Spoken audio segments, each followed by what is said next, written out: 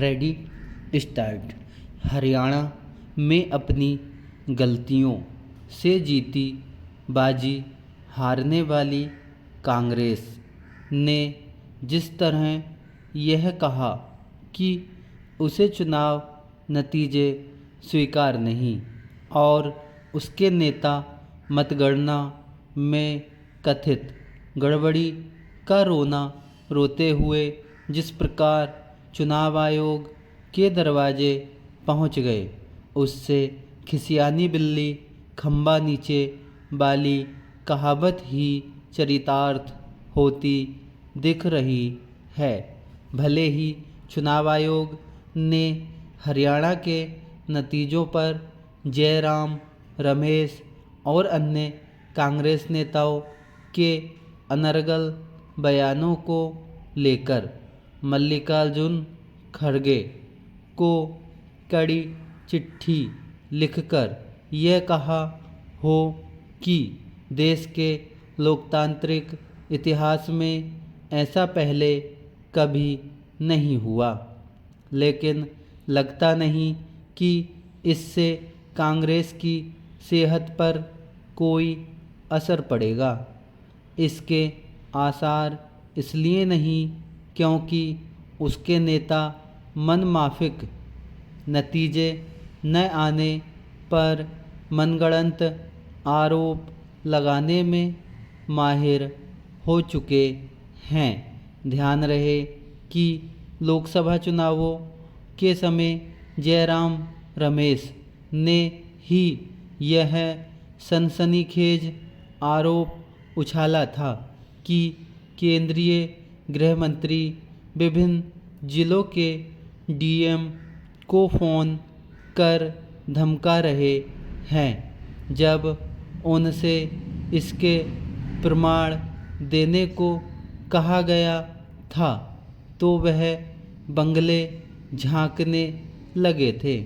यदि चुनाव आयोग ने तभी उनके खिलाफ कठोर कार्रवाई की होती तो शायद वह हरियाणा के नतीजों पर नया झूठ नहीं गढ़ते। हरियाणा में हार के बाद कांग्रेस का व्यवहार यही बताता है कि उसे न तो जीत पचती है और न ही हार हजम होती है। लोकसभा चुनाव में 99 सीटें जीतने पर वह ऐसे पेश आ रही थी जैसे उसने बहुमत हासिल कर लिया है। अब हरियाणा में भाजपा को तीसरी बार सत्ता हासिल करने का मौका देने वाली कांग्रेस अपनी गलतियों पर गौर करने के बजाय चुनाव आयोग पर दोष मढ़कर अपनी खींच उतार रही है। ऐसा करके वह भारतीय लोकतंत्र को बदनाम करने के साथ लोगों को गुमराह ही नहीं कर रही है बल्कि उन सवालों से मुंह भी चुरा रही है जो हरियाणा के चुनाव नतीजों के बाद उसके समक्ष उभर आए हैं। इनमें सबसे पहला सवाल तो यही है कि आखिर उसने उन भूपेंद्र सिंह हुड्डा को ज़रूरत से ज़्यादा महत्व क्यों दिया, जिन्होंने कुमारी शैलजा समेत अन्य नेताओं को किनारे किया, आम आदमी पार्टी से समझौते पर अड़ंगा लगाया और संगठन का निर्माण नहीं होने दिया। हरियाणा में 10 वर्ष से सत्ता में होने के चलते भाजपा के खिलाफ एक सत्ता विरोधी रुझान तैयार हो गया था।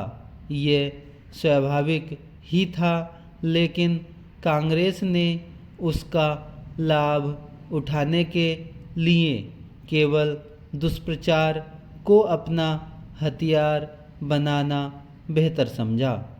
यह मानने के भी अच्छे भले कारण हैं कि कांग्रेस यह फर्जी माहौल बनाने वालों के झांसे में आ गई। अब बहुत आसानी से हरियाणा में बड़ी जीत हासिल करने जा रही है। उसे पता होना चाहिए कि अति हर चीज़ की बुरी होती है और इसमें आत्मविश्वास भी शामिल है। यदि कांग्रेस नेता ने अपनी कमजोरियों के लिए दूसरों को दोष देने की आदत नहीं छोड़ी तो आगे उसका और नुकसान होगा। धन्यवाद।